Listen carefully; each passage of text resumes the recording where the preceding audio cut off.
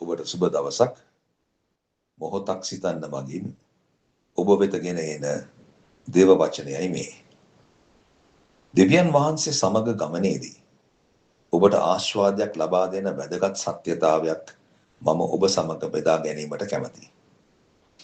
අප බොහෝ දෙනෙකුට දෙවියන් වහන්සේ සමග ඇති ගමන ස්ථිර නොවන බව දැනෙනවා ඇති. එයට හේතුව නම් අපට ආශිර්වාදයක් නොමැති නිසායි.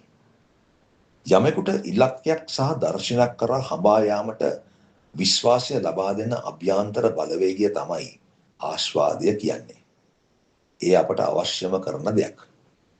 ගණන් කතාවේ 23 වෙනි පරිච්ඡේදයේ 19 වෙනි පදය කියනවා බොරු කියන්ට දෙවියන් වහන්සේ මිනිසෙක්වත් තැවෙන්ට මනුෂ්‍ය පුත්‍රයෙක්වත් නොවනසේක. මෙම පදයේ දෙවියන් වහන්සේගේ විශ්වාසවන්ත භාවය ඒ වගේම වෙනස් නොවන ස්වභාවය සහ පොරොන්දු කඩ නොකිරීමට ඇති නොහැකියාව අවධාරණය කරයි. දෙවියන් වහන්සේ ඔබට කතා කර ඇති පොරොන්දුවක් තිබේ නම් ඔබ එම පොරොන්දුවේ හිමිකාරීත්වය ගත යුතුමයි. සෑම දිනකම ඒ ගැන දෙවියන් වහන්සේට කතා කරන්න. ඔබගේ ස්තුතිය, ප්‍රශංසාව, බලාපොරොත්තුව දෙවියන් වහන්සේට දන්වන්න. වැදගත්ම දේ තමයි දෙවියන් වහන්සේ ඇර වෙන කිසිවෙකුටවත් ඒ ගැන කතා නොකරන්න.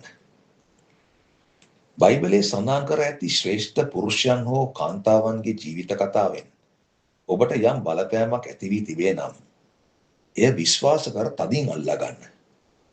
දෙවියන් වහන්සේ ඔවුන්ට කළ ආකාරයටම ඔබටත් කරනු ඇත.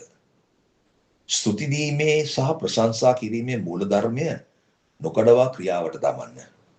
ඉටවීම දකින තුරා කිසිවෙකුට නොකියන්න. ඔබ බොහෝ දෙනෙකුට දෙවියන් වහන්සේගෙන් ලැබුණු වචනයක්, පොරොන්දුවක්, සිහිනයක්, ඒ වගේම අනාවැකියක් තිබේ නම් ඒකේ ඉටවීම ඔබ දැකලත් නැතිනම් එය හේතුව වන්නේ ඔබ විශ්වාස කරන්න අසමත් වුණු නිසායි. බොරු කියන්ට දෙවියන් වහන්සේ මිනිසෙක්වත් තැවෙන්ට මනුෂ්‍ය පුත්‍රයෙක්වත් නොවනසේක. උන්වහන්සේ විශ්වාසවන්තයි. එනම් ඔබට ජේසු පිහිටයි. මම සහෝදර නෙවි.